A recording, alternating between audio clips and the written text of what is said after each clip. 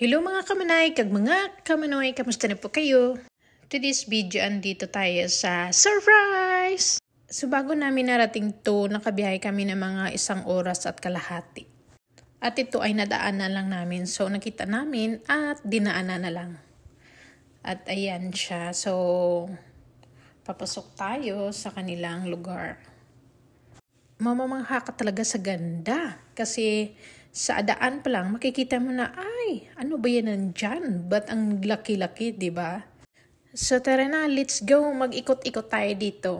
Hulaan nyo kung anong mayroon dito. Siyempre pareho lang tayo, hindi natin alam kung ano mayroon dito, kaya samahan nyo kami at mag-ikot-ikot tayo.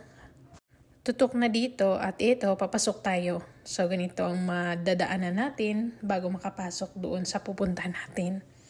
So nagulat talaga ako kasi hindi ko inaakala na ganito pala. Mayroon pala ditong mga pag-iikutan ng mga bata, like mga animals makikita dito. So kung gusto nila dito pumunta, mayroon din, pero syempre may entrance yun. At mayroon pala dito mga laruan ng mga bata.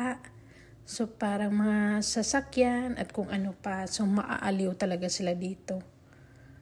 So ganito siya pagpasok mo. Ayan. So nakaikot na talaga kami. Ayan. Kalahati pa lang to, char. I mean dito lang kasi sa side mayroon. Tapos sa likod niya syempre wala na yun. Daan na yun doon. At ito ayan. Marami talagang tao kasi weekend ngayon. Syempre pag weekend yung mga tao dito, ganun lang yung ginagawa. Puntahan yung mga gusto nilang puntahan. Hindi sila nag-stuck sa bahay nila para matulog, magpahinga. Talagang lumalabas sila kapag weekend. Yung iba magka-camping, yung mag-hiking, ganun.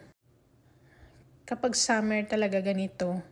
Hindi sila nag-ano, kaya ang iba nagpipiking kung mayroong picking. At eto na nga tayo, ayan. So makikita mo yan sa daan. Kaya sabi ko, ano ba yan? Gusto natin puntahan yan Tara, let's go. So napasok nga talaga namin. So first time namin pumasok dito, first time ko talaga to.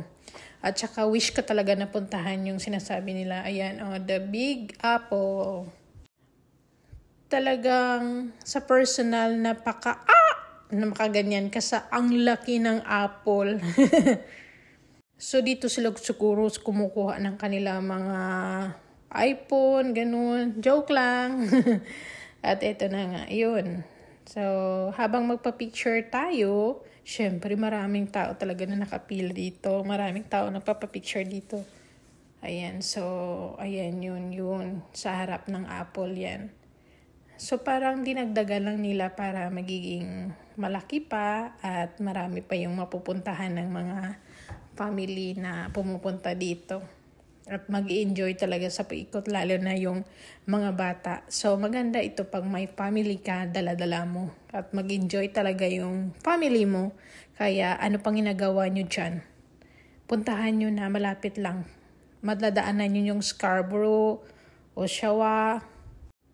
Talagang malapit lang ito pag may sasakyan, kaya guran na. Ano pang ginagawa nyo? Huwag na kayong matulog dyan. Go na! Babush! Thanks for watching!